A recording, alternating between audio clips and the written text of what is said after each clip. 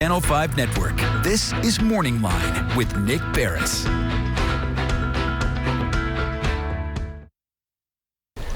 Good morning, everyone. Thanks for joining us on Morning Line. I am Nick Barris. We're coming to you on this Wednesday, and we've got a good show. We're going to open up the phone lines for you. A lot going on here in the great city of Nashville, and it's been a bit since we've had a chance to sit down and talk with our guest this morning about a broad range of issues. Now, keep in mind, if you live in Nashville especially, you're welcome to call and ask a question or two.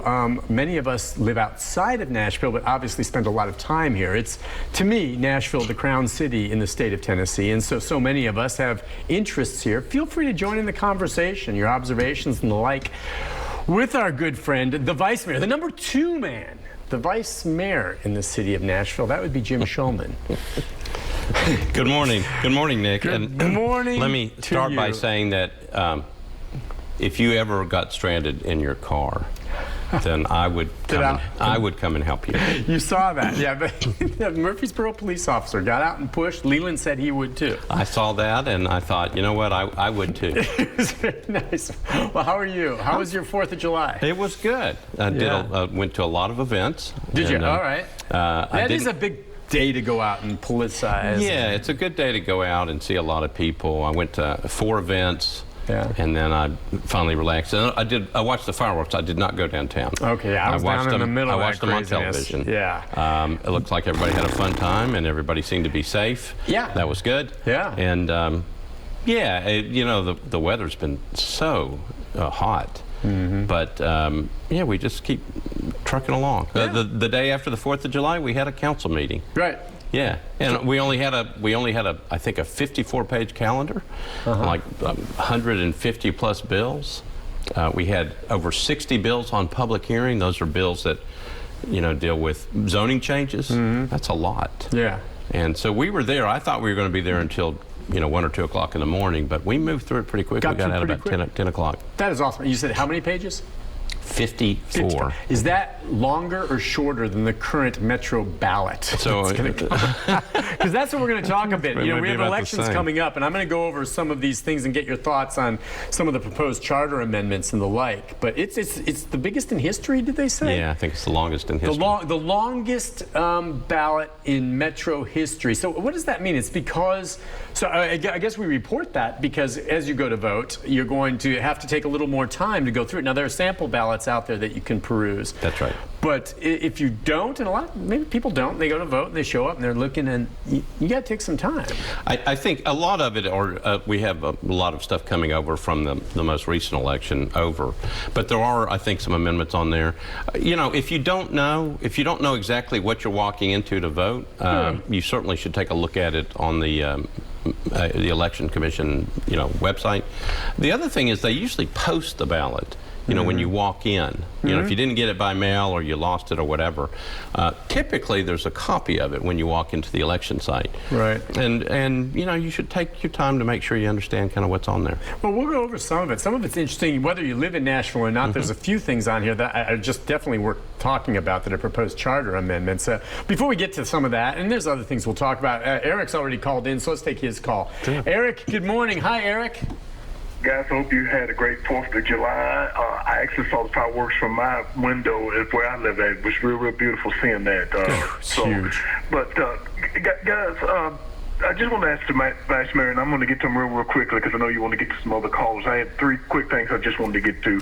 One is, of course, I saw in the news, of course, earlier this morning, of course, been a big thing this week talking about the street vendors downtown and everything about where they can not set up business, because I've heard issues of like not only downtown but like in Mid-South and Germantown, 12 South and all those areas, and just what have you been able to come up with that's going to be able to make them happy? Also, I just wanted to hear what your thought was, the latest on the Titan situation about, because I know Metro Council is going to take a study on that and about renovation or building a new stadium. That number 2, and finally number 3. I also saw a story this morning. One of the issues, of course, has been the homeless issue, and also heard about the situation going on Brookmead. And now there's a report I saw on one of the local networks this morning where there was complaints coming from a woman that was saying that now that not only was she homeless people, but also that they were taking their children and kids out there with them, holding up signs, and how that's a danger and everything. And of course, you don't want to do the issues of prosecuting homeless people, because I know people have those some issues and problems, and just wanted to get your thoughts on those three things, and I'll get off and just let you talk. Guys, y'all take care and have a great day. Thank you much. It's good Thanks, hearing Eric. from you as always, Eric. So the street vendors, I know a proposal came before the Traffic and Parking Commission on, I think it was on Monday night. I haven't seen exactly what they voted on, but I think they voted to restrict street vendors from downtown a certain area. That's what they were looking at. What's the definition of street vendor? Street vendor would be somebody who, they get a permit, but they operate, they don't have a business location. They have like something set outside. I don't think it applies to food trucks. Okay, they have a different licensing factor. Yeah, but I'm talking about those people who set up a table and are selling outside on the sidewalk. Gotcha. And I know that the mayor went before Traffic and Parking and was trying to get them restricted. A lot of concern. I know that the vote just happened. I haven't seen all the details of the vote because it just came down. But you know, I think, I'm not sure where Eric was going with that particular issue, but you do worry that, you know, you want people to be able to succeed in business, and some people don't have the ability to buy a storefront. And, you know, one of the things that we've talked about, Nick, before was, you know, is it appropriate at some point to close down between 1st and 5th on Broadway, make it pedestrian friendly, and then you could probably have more street vendors without restricting the flow of pedestrians, the flow of cars and things like that. So that issue, I think, still remains. One of the things that I wasn't sure about was whether the vote of the Traffic and Parking Commission now has to come to the council. I don't know that. Okay. But I was going to check on that sometime this week and figure out if it comes that way. So that issue's still pending. The Titans, what I hear is that they are still working on a full proposal. Obviously, they've got the $500 million in bonds that are authorized to be issued by the state. You've got the Adams family still working on, you know, their funding mechanisms. The mayor has said no operations funds going into it from Metro, but there are different ways to do it. Haven't seen the full proposal, but Eric and everybody else, I would say that I'd look for it sometime in the fall so we can actually take a look. Did appoint a committee that's headed up by Councilmember Bob Mendez to gather the information and bring it to the council. One of the things that we always get stuck with, and this is a problem, is a lot of the big stuff usually gets worked out by some other group working with the mayor's office. Council office or the council's members are usually some of the last people to know the full details, and then it's always a rush. Yeah. This thing is going to cost $2 billion. I know. Don't want to rush. And the last thing he talked about was the homeless. If we got time to talk about that. That's just real quick before we go to the break. But I mean, that's always going to come up. Is there something new on that front right now? Actually, right now, there's the Homelessness Planning Council is meeting in the courthouse. And I'm not sure what they're working on. I know there's a meeting tomorrow to talk about outdoor homelessness, encampments. Eric talked about Brookmead Park. I was thinking about that last night. It's like, at some point, we have to resolve that issue. We'll see what happens today and tomorrow. There's a new group in town working with the mayor's office to study the whole issue. Just hang with us. It's interesting how before we do go to the break, squaring homelessness, I've seen so many of the stories, and we've done some, where we talk to some of the homeless that are being moved, and they talk about, well, this is a public place, and why can't I be here, and why? And you understand how in a busy city like Nashville, you can't just have people setting up a tent anywhere. Right. Okay? You can say it's public, but that just doesn't mean that you can set up shop there and live there because it's public. But at the same time, they need to have someplace safe to go because they don't have a home.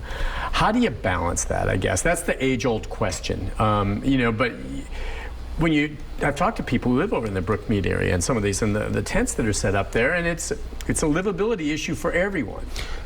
And the argument, okay, so the point being, you can't set up shop just anywhere just because it's public and decide you're going to live there and say, oh, it's public, I can do this, right? Nothing is, we don't have a sanctioned encampment, which is what you call it when the city says, okay, this area, you can be there. We don't have that. There are people who go, that's a good idea. People go, that's not a good idea. People fighting over that. Right now, you've got over 150 encampments floating around in the city. Right. I mean, you can drive an interstate exit, just take a look to your right or left. Sometimes you'll see them there.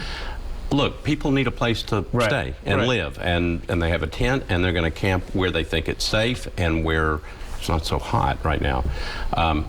At some point, just like every other city in America, we have to come up with a better solution. Yep. And all I can say, Nick, at this point is that there are a lot of people working on this right now in Nashville. Yeah. Milwaukee, It's just Milwaukee, for example, got their chronic homelessness down to 17 people.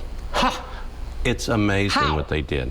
Well, that's one of the things we're looking at to figure out how they did it. Houston somehow was able to house like 25,000 people. And so we have these consultants in trying to explain to us and get us in the format where we can do the same thing. You know what's nice to hear as we go to the break is that we know it can be done then. And there's ways. You know, every city's unique in its own way, but there's ways to get it done. Look, we'll take a break. When we come back, we'll take more calls, continue our conversation. One other thing we're going to hit on is the question of the Republican National Convention, any convention. I wasn't sure if that would come up today. I was going to bring it up. I've got some thoughts on that. You may as well. We'll take some of your calls and continue our conversation with the Vice Mayor right after this. Stay with us.